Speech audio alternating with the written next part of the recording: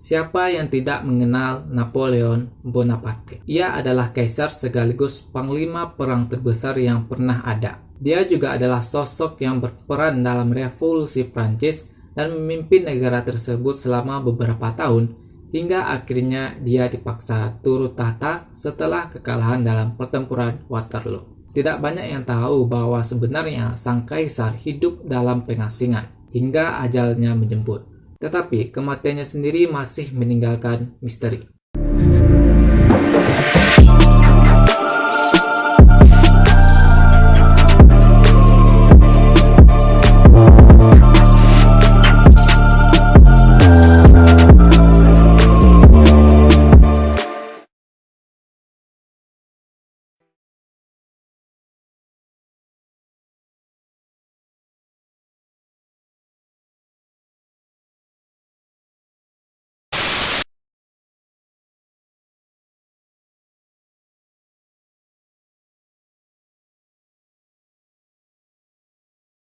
Pertama-tama gue mau ucapin terima kasih dulu kepada kalian semua yang udah mau mensubscribe channel Akalaki hingga akhirnya mencapai 1000 subscriber. Thank you so much. Nah, bagi kalian yang baru mengunjungi channel ini, kalian bisa subscribe channel ini, klik tombol subscribe di bawah dan nyalakan notifikasinya supaya kalian nanti juga bakal mendapatkan video-video lain yang serupa dengan video ini. Oke, tanpa lama-lama langsung aja kita masuk ke pembahasan kita yang tadi, yaitu tentang misteri kematian Napoleon Bonaparte.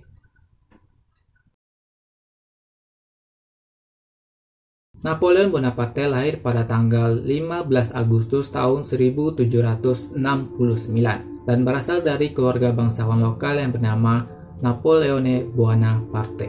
Napoleon Bonaparte sendiri adalah pimpinan militer dan politik Prancis pada masa Perang Revolusioner. Dia diangkat sebagai Kaisar Prancis pada tahun 1804 hingga 1814 dan kembali lagi pada tahun 1815. Pada masa keemasannya, Napoleon Bonaparte nyaris menguasai seluruh daratan Eropa, baik melalui diplomasi maupun melalui peperangan. Tetapi masa jaya Napoleon Bonaparte harus berakhir menyusul kekalahannya pada pertempuran Waterloo, yang merupakan pertempuran terakhirnya pada tanggal 18 Juni 1815. Kekalahannya pada pertempuran tersebut akhirnya Napoleon kembali ke Prancis dan mendapati bahwa dirinya telah mendapatkan penolakan dari rakyatnya. Ia kemudian turun tahta pada tanggal 22 Juni dan meninggalkan Paris 3 hari kemudian. Napoleon sempat tinggal di istana Josephine di Maimason sebelum akhirnya melarikan diri setelah mendengar pasukan Prusia diperintahkan untuk menangkapnya hidup atau mati. Ia melarikan diri ke Rochefort dan memutuskan untuk pergi ke Amerika Serikat. Tetapi malang kapal-kapal Inggris memblokir semua pelabuhan. Napoleon akhirnya menyerah kepada Kapten Frederick Maitland pada 15 Juli 1815. Setelah itu, Napoleon diasingkan di Pulau Saint Helena di Samudra Atlantik atau 1870 km dari pantai barat Afrika. Napoleon kemudian dipindahkan ke Longwood House di Saint Helena pada Desember di tahun yang sama. Ada sejumlah desas-desus tentang plot pelariannya yang mengatakan Napoleon berusaha melarikan diri. Namun faktanya mengatakan bahwa Napoleon tidak pernah melakukan usaha pelarian. Sementara itu, Longwood House bukanlah tempat yang nyaman untuk ditinggali. Di sana sangat berangin, lembab, dan ada kerusakan di sana-sini. Dan pastinya juga tidak sehat. Napoleon sering mengeluh tentang kondisinya kepada Gubernur Hudson Lowe. Banyak yang menduga ditempatkannya Napoleon di sana sengaja untuk mempercepat kematiannya. Pada Februari 1821, kondisi kesehatan Napoleon kian memburuk hingga akhirnya ia meninggal dunia pada 5 Mei 1821 dalam usia 52 tahun. Topeng kematiannya dibuat keesokan harinya, tetapi tidak jelas dokter mana yang membuatnya sebelum meninggal. Napoleon sempat meminta untuk dikuburkan di tepi sungai Seine, tetapi gubernur Inggris memakamkannya di Saint Helena di tempat Willows, walaupun pada akhirnya puluhan tahun kemudian Napoleon dimakamkan di tanah airnya, yaitu Prancis.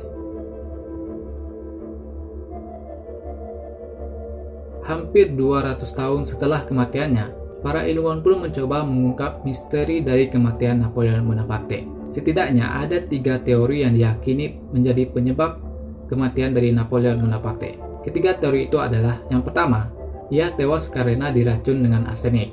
Teori yang kedua adalah mengatakan bahwasanya ia mati karena menderita penyakit kanker perut. Dan yang terakhir adalah teori yang mengatakan bahwasanya ia mati karena menderita penyakit sifilis. Otopsi yang dilakukan setelah kematiannya memberikan bukti penting kepada dokter yang mengarah pada kesimpulan bahwa kematiannya adalah akibat kanker perut. Laporan tahun 1821 menggambarkan lesi 10 cm yang ditemukan di perutnya. Selain itu, sebuah studi pada tahun 1938 menunjukkan bahwa ayah Napoleon juga menderita penyakit yang sama. Lukisan-lukisan Napoleon sering menggambarkannya dengan tangan kanannya ditompi yang mengarahkan spekulasi bahwa mungkin ia mengalami rasa sakit di dekat perutnya. Tetapi pada tahun 1955, bukti baru pun muncul. Dalam buku harian pelayan Napoleon ditemukan rincian kondisi sang kaisar beberapa bulan sebelum ia mengembuskan nafas terakhirnya. Laporan itu memicu perdebatan bahwa mungkin kanker lambung bukanlah penyebab tewasnya Napoleon. Teori racun arsenik yang tadi pun akhirnya mengemuka. Para ilmuwan menyelidiki hal ini di awal tahun 1960-an, di mana Amerika menerbitkan penemuan tersebut dalam majalah Nature. Sejumlah senyawa arsenik yang ditemukan pada tahun 1961 di rambutnya Napoleon memicu desas-desus keracunan. Ia diduga diracun oleh orang yang bernama Count Montholon. Helaian rambut Napoleon yang disimpan selama beberapa tahun oleh staf pribadinya akhirnya dilakukan pengecekan atau dilakukan jejak adanya racun arsenik. Hasilnya menunjukkan peningkatan konsentrasi arsenik yang nyata. Para ahli kemudian yakin bahwa mungkin Napoleon sengaja diracuni oleh Inggris selama pengasingannya. Sementara itu, teori lainnya mengatakan bahwasanya sang kaisar tewas karena menderita penyakit sifilis. Nah, bagi yang belum tahu, penyakit sifilis itu adalah semacam penyakit infeksi bakteri yang menular akibat hubungan seksual. Pada fase terakhir penyakit ini, lesi berkembang pada kulit, organ, dan juga tulang yang menyebabkan rasa sakit yang luar biasa. Jika Napoleon terinfeksi, beberapa orang menyatakan bahwa dia mungkin telah mengkonsumsi arsenik untuk mengobati sifilis, namun tidak ada bukti bahwa ia menderita penyakit tersebut. Sejumlah penelitian sejarah menunjukkan bahwa merkuri jauh lebih umum digunakan untuk pengobatan penyakit di tahun 1800-an. Sebuah manuskrip yang menurut para ahli mengkonfirmasi bahwa Napoleon Bonaparte meninggal karena kanker dan tidak diracun telah ditemukan di sebuah pondok terpencil di Skotlandia. Dokumen itu ditemukan di antara barang-barang yang diberikan ke rumah lelang oleh penjual pribadi dari selatan Skotlandia. Sejarah mencatat bahwa ketika Napoleon meninggal, dokter pribadinya Francesco Automarsi melakukan post-mortem dan mencatat kanker perut adalah sebagai penyebab kematiannya. Deskripsi otopsi dan dokter mengungkapkan tidak ada tanda-tanda keracunan arsenik seperti pendarahan di lapisan dalam jantung dan tidak ada kanker kulit, paru-paru, ataupun kandung kemih. Napoleon memang diketahui memiliki kanker yang sangat parah yang telah menyebar ke organ lain. Konsumsi makanan yang diawetkan dengan garam dan jumlah tinggi menjadi salah satu penyebab tingginya risiko penyakitnya. Selain karena keluarganya juga memiliki riwayat penyakit ini membunuh ayahnya, saudaranya yang bernama Lucien, dan beberapa orang saudara perempuannya, salah satunya yang bernama Pauline. Diketahui bahwa 6 dokter tentara Inggris yang tidak disebutkan namanya hadir dalam otopsi Napoleon. Diyakini juga bahwa penulis dokumen yang baru saja ditemukan itu adalah salah satu dari 6 orang tersebut. Steve Les, juru lelang militer untuk Thomson, Roddick, dan Metcalfe mengatakan dia yakin dokumen itu asli. Les mengatakan bahwasanya kami sama sekali tidak tahu bagaimana hal itu terjadi di sebuah rumah di selatan Skotlandia, dan penjual ingin tetap dirahasiakan identitasnya. Tetapi kami percaya itu adalah dokumen yang sangat signifikan yang mengakhiri teori bahwa Napoleon dibunuh dengan arsenik. Meskipun jejak arsenik ditemukan di rambut yang katanya adalah rambut Napoleon Bonaparte, harus diingat bahwasanya arsenik adalah bagian utama dari timbal. Pada abad ke-19, timbal sering digunakan untuk melakukan penyegelan terhadap makanan kaleng yang sering terserap ke dalam makanan.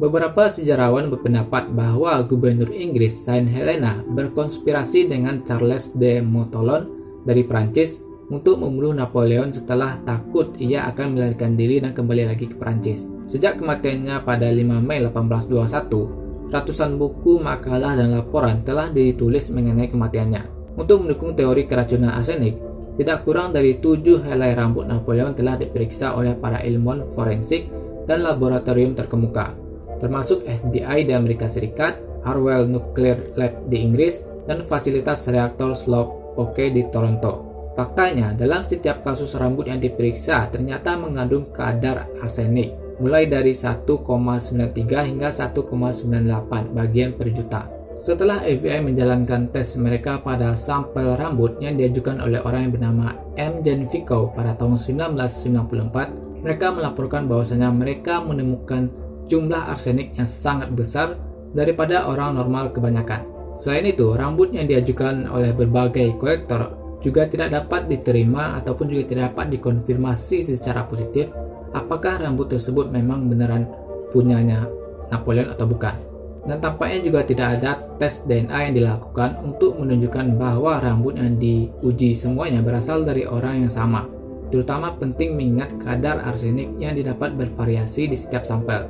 Mirisnya, hanya ada sumber tertulis yang dapat memberikan jaminan bahwa itu adalah rambut Napoleon Bonaparte. Sebenarnya ada fakta bahwa di Saint Helena terdapat wabah tikus seperti halnya di sebagian besar wilayah saat itu.